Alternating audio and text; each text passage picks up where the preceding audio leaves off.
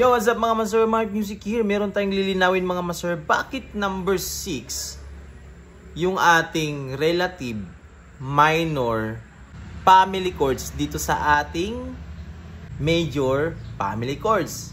Meron kasi tayong lesson nakaraan mga master about sa major and relative minor. Then may nagtatanong doon, bakit daw ganun? Bakit sa number 6 ang binabasehan pag nasa major tayo?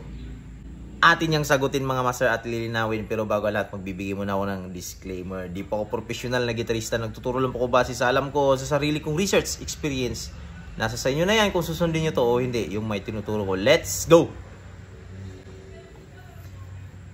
Last time mga master, nagturo tayo mga master about sa relative major, yan. Specifically dito sa G family chords. Yan, ito yung G major family chords. Meron tayong G, A minor, B minor, C, D, E minor, F sharp diminished.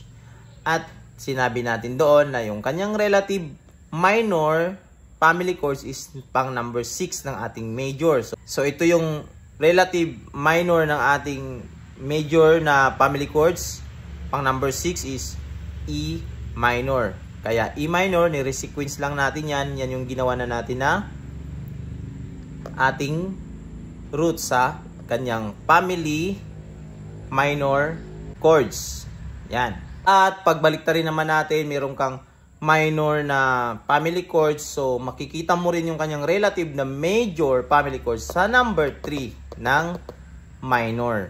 Yan. Meron kasing nagtatanong doon mga master, bakit daw number 6? Hindi daw yung number 2, yung A minor, at hindi daw yung B minor kasi pareho naman din silang minor. Bakit daw dito number 6? Ganito kasi yan mga master. Kasi bawat chords mga master, ito tandaan nyo, bawat chords is naka-relate yan sa major scale or minor scale. Depende sa chords. Example sa ating G, meron tayong G major scale. Sa ating G major scale, ito yan. Ito yung mga nota na napapaloob sa ating G major scale. Meron tayong G, yan, 1, 2, 3, 4, 5, 6, 7, 8, or pwede nyo rin tawaging 1 kasi octave nya lang yan. So, sa G major scale, meron tayong G, A, B, C, D, E, F sharp, G. Then, yung ating chords na G, ito, yung chords natin na G, is nakahango yan dito. Kaya nga, meron tayong tinatawag na triads. So, sa G natin, na chords, is meron niyang tatlong nota. Binubuo yan ng root. Yan. So, ito yung root, yung 1. So, G. At meron tayong major third. Ito yun.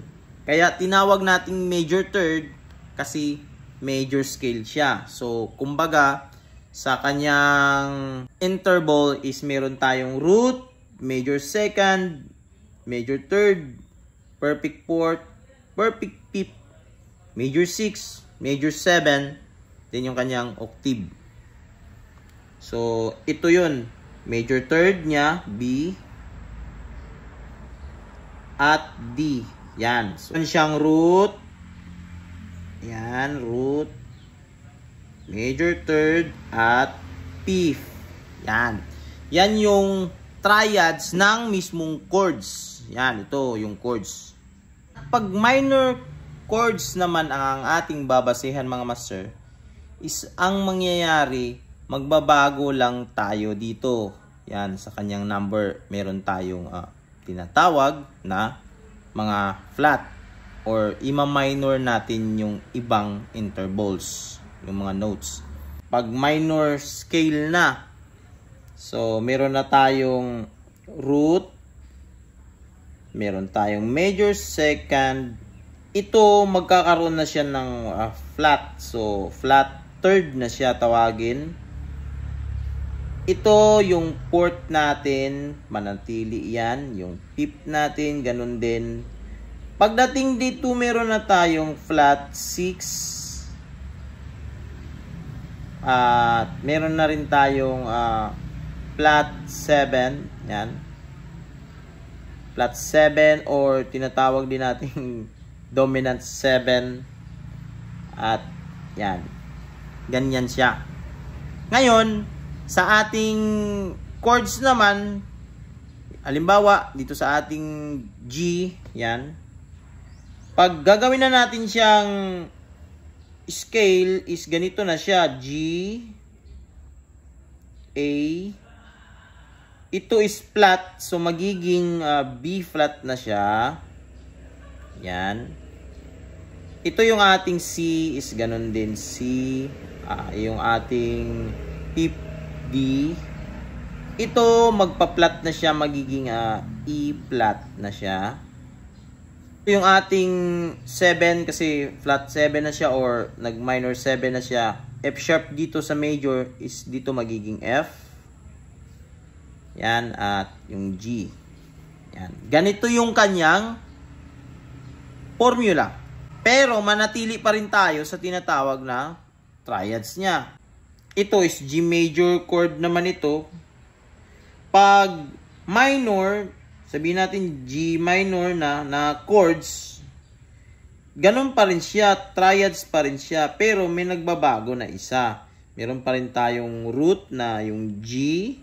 Dito sa gitna na nota, nagbabago siya kasi dito sa major is major third. Din dito sa minor chords natin, magiging minor third din to. So, magiging B flat ito dito. Yan, kasi flat third na tayo dito or minor third. Pero yung ating fifth, ganun pa rin D. Yan. So, ito yung ano niya, root. Meron tayong flat third. Yan. At meron pa rin tayong fifth. Same. Kumbaga, gitna lang talaga yung nagbabago. Yan lang ang binago pag nagiging minor yung isang chords. Ito namang master, itatagil na natin kung bakit E minor yung fit na fit talaga sa kanyang relative na family chords or yung scale. So, ito yung family chords ng G. So, meron tayong root, second, third, fourth, fifth, sixth, 7. So, yung pinakatanong natin ka master, bakit daw number 6 ang relative niya na meron naman tayong A at B minor. Kasi pareho silang minor. So, gagawin natin, buburahin lang natin yung wala. Halimbawa, ito C. Buburahin na natin yan. At ito yung F sharp diminished, burahin na rin natin yan. Kasi lalong malayo yan.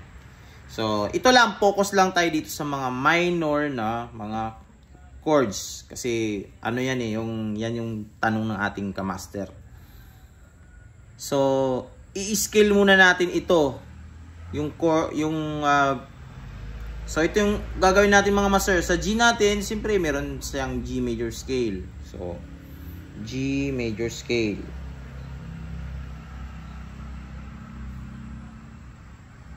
Sinsya na kayo mga master, medyo tabingi-tabingi kasi hirap magsulat pala pag ganitong posisyon. Disclaimer. So, yung scale naman ng A minor. So, sa A minor, meron tayong A, B, C, D, E, F, G, A. Yan yung kanyang scale. Ngayon, dito naman tayo sa B minor. So, sa B minor, yung scale ng B minor, meron tayong B, C sharp, D, E, F sharp, G, A, B. Dito naman tayo sa ating E minor, meron tayong E, F sharp, G, A, B, C, D, E. Yan. At natukoy natin na itong mga chords na to is binabasihan ng triad. So, sa ating G, ito yon yung kanyang triads. Meron tayong root, major third, at perfect fifth. Yan. Lagi tayong nakatuon. Ngayon, dito naman sa A minor, meron tayong root, minor third, perfect fifth. Dito sa B minor, meron tayong root, minor third, at perfect fifth. At dito naman tayo sa E minor, meron tayong root, minor third, perfect fifth. Yan. Yan yung kanyang mga nota na napapabilang. Kung napapansin nyo mga master, tignan nyo yung mga nota sa scale. Ang ating G is naglalaro siya sa G major scale. So, yung mga nota na napapaloob is, ito yun. G, A, B, C, D, E, F sharp, G. Yan yung sa kanyang skala. Kumbaga, pag sa gitara natin gawin yan, yan lang yung mga nota na kailangan nating i-play. At pag dito naman sa A minor, so, ito yung nota rin na ating ipi-play. Meron tayong A, B, C, D, E, F, G, A. Pagdating naman sa B minor, ito yung ipi-play natin. B, C sharp, D, E, F sharp, G, A, B. At pagdating sa E minor, ito yung ipi-play natin. B, C, D, E. Nagkakaroon siya ng sintonado pagdating dito sa B, yan, A minor, yan. Dito sa dalawang mga minor chords na to, pag ito na yung ating E, mamatch dito sa ating G. Dahil magkakasintonado yan, dahil merong mga notes dito na wala sa ating G major scale. Kasi ito naman yung pinaka-root natin sa family chords.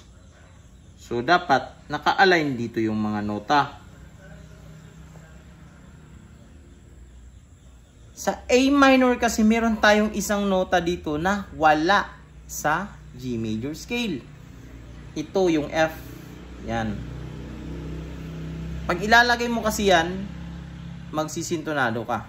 Lalo na pag sa chord progression tayo ng nasa G, family chords ng G. At lalo na dito sa B, meron tayong C sharp, which is wala din sa ating G major scale. So, hindi sila relative. Ang naging relative yung E minor. Kasi yung E minor natin, tignan nyo yung mga nota, pareho sila. Bigay pa ako sa inyo ng example mga master. C na root, D minor, E minor, F, G, A minor, at B diminished. Yan. So, another, titignan natin yung mga relative niya. So, minor, ito yung ating major. Relative niyan is minor. So, buburahin lang natin itong ibang mga chords. Ito yung major at diminished. Yan. So, i-scale na natin yan. Gagawa na natin yan ng scale. So, sa C natin, so alam naman natin, C, D, E, F, G, A, B, C. Yan yung ating C. Kasi nakabase yan sa C major scale. Yun yung ating babasihan na ngayon. Pagdating natin dito sa D minor scale, tayong D, E, F, G, A, B flat, C, D. At sa E minor scale naman natin, so meron tayong E, F sharp, G, A, B, C, D, E. At yung A minor scale natin is meron tayong A, B, C, D, E, F, G, A. Yan. Titignan nyo mga master kung bakit A minor yung kanyang relative. Tignan nyo maigi. Magkakapareho sila ng nota sa ating root na C major scale. Ng D naman. D, E minor, F sharp minor, G, A, B minor, C sharp diminished. Yon. Yan yung kanyang family chords. So, number 6 niya, B minor yan. So, itira lang natin yung mga minor. Kunin na natin itong major at diminish. So, again, i-scale natin ulit sila. So, sa D major natin, meron tayong D, E, F sharp, G, A, B, C sharp, D. At yung E minor natin, meron tayong E, F sharp, G, A, B, C, D, E. At sa F sharp minor natin, meron tayong F sharp, G sharp, A, B, C sharp, D, E, F sharp. At dito naman sa ating B minor, meron tayong B, C sharp, D, E, F sharp, G, A, B. Yan. Tignan nyo mga master. Kung bakit relative yung B minor sa D major. Tignan nyo yung mga nota niya pareho. Pero pagdating sa ating F sharp, lumalabas na si G sharp. Yan. Pagdating naman dito sa ating E minor, meron tayong C. Yan.